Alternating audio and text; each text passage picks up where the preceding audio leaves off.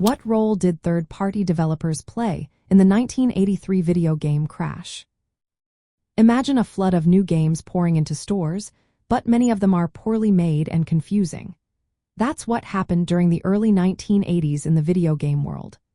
Third-party developers were independent companies that made games for popular consoles like the Atari 2600.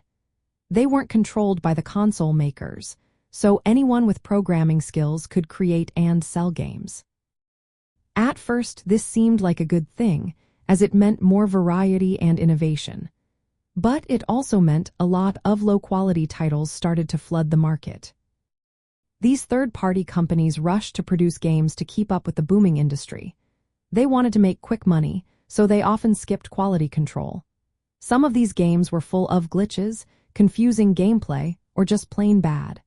The Atari 2600 version of Pac-Man is a famous example. It was rushed out to meet demand but ended up disappointing players. The E.T. game for Atari is another example. It was rushed to market and became known as one of the worst video games ever made. Because anyone could develop and sell games for the Atari 2600, the market became oversaturated with poor titles. Retailers grew wary of stocking so many low-quality games. Customers became frustrated and lost trust in the industry. Media reports highlighted the mess, and sales started to drop fast. The industry was heading toward a crisis.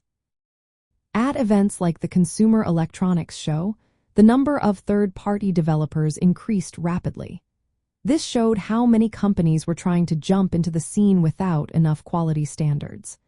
The lack of regulation meant that many games were rushed and poorly made, which hurt the reputation of the entire industry.